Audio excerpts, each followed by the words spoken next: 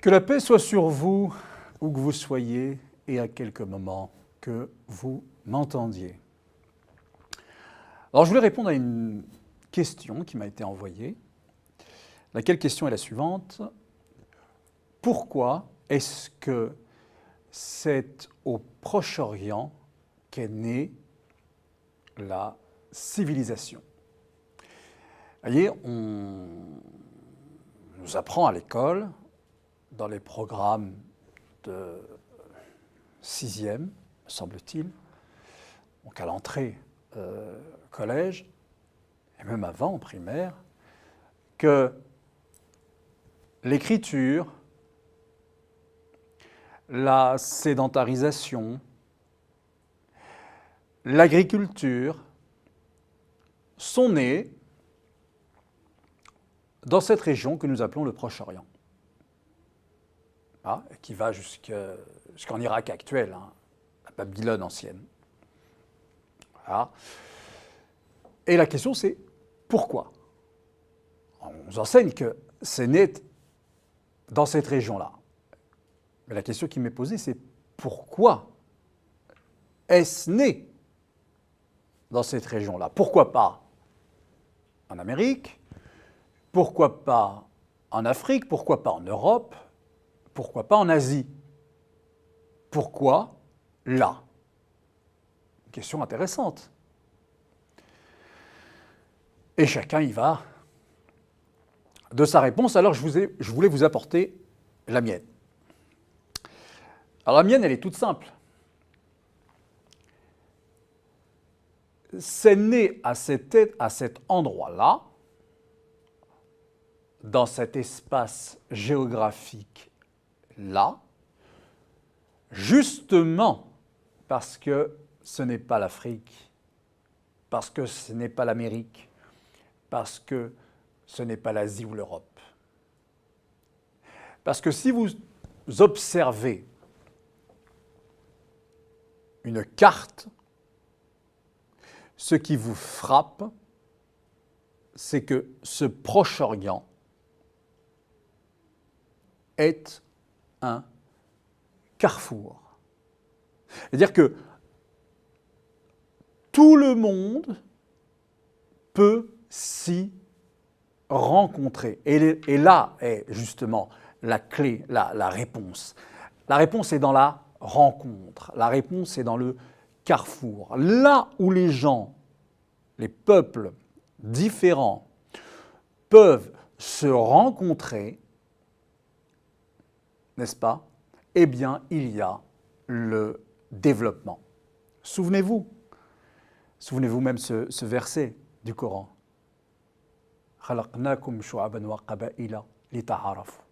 Nous vous avons créé des peuples, des nations, des tribus pour que vous vous rencontriez. Parce que c'est là la richesse. Et quand on se rencontre, vous voyez, vous suffit d'observer une carte pour vous en rendre compte. Eh bien, quand on se rencontre aisément, on échange ses façons de faire. On échange les idées. Ça devient un lieu où foisonnent les idées intellectuelles. N'est-ce pas là qu'est né le monothéisme? Mais on échange aussi ses talents. Concrètement, par exemple, pour la pêche, eh bien, comment vous faites vous? Nous, on fait comme ça, et vous, comment vous faites? Et hop, on échange sa façon de vivre de la pêche, et on développe son talent. Mais vous le faites tous les jours, en réalité, cela. Quand vous rencontrez quelqu'un d'une toute autre culture, que vous vous en rendiez compte ou non, il vous apprend de sa façon de faire et vous lui apprenez aussi, vous-même, de sa façon de faire. Eh bien, dans cette zone géographique-là, où il y avait des centres où pouvaient se rencontrer des Grecs, des Juifs, des Babyloniens, des Perses, des Assyriens, vous rendez compte de ce foisonnement, de ce mélange, de cet échange de toutes les cultures, chose que n'avait pas, parce que très éloignée, à cette époque, l'Europe, l'Amérique, l'Afrique ou l'Asie. Donc ce Proche-Orient, en réalité, a été, par sa situation géographique, un carrefour, n'est-ce pas? Puisque tout est proche, hein, par mer, par voie de mer ou par voie de terre,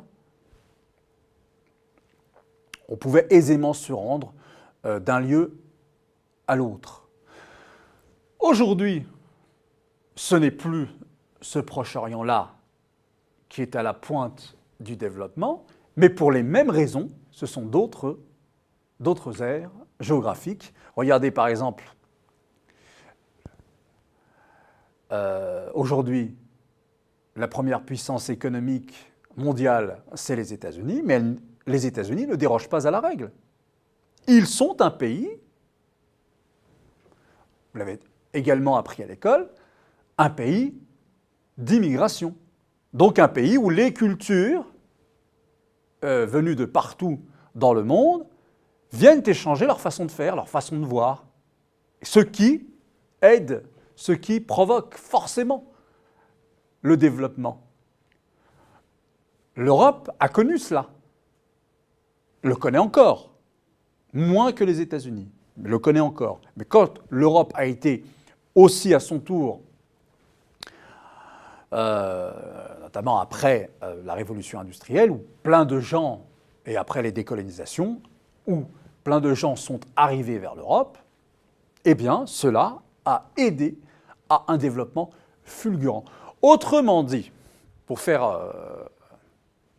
répondre le plus simplement du monde, là où il y a rencontre, il y a échange. Et là où il y a échange, il y a développement. Donc, là où il n'y a pas rencontre, il n'y a pas échange et il y a sous-développement. Vous voyez, on ne progresse pas. Donc voilà, j'espère y avoir répondu le plus simplement du monde. Si l'écriture, la sédentarisation, l'agriculture sont nées au Proche-Orient, c'est aussi, alors je vous le dis toujours, hein, les réponses sont toujours plurifactorielles, mais voilà ce que moi j'apporte, c'est aussi parce que la zone géographique, hein, l'endroit justement même, est une réponse à la question. Le fait qu'il y ait rencontre et échange entre toutes ces nations, ces tribus, ces peuples à cet endroit-là a permis justement que c'est là que la civilisation humaine, ce que nous appelons la civilisation humaine, a commencé. Voilà. À bientôt. Wassalamu alaikum wa rahmatullah ta'ala wa barakatuh. Que la paix soit sur vous, où que vous soyez, et à quelque moment que vous m'entendiez. Alors, je voulais partager avec vous une réflexion sur le thème du héros. Qu'est-ce qu'un héros aujourd'hui? Autrement dit, qu'est-ce qu'un modèle?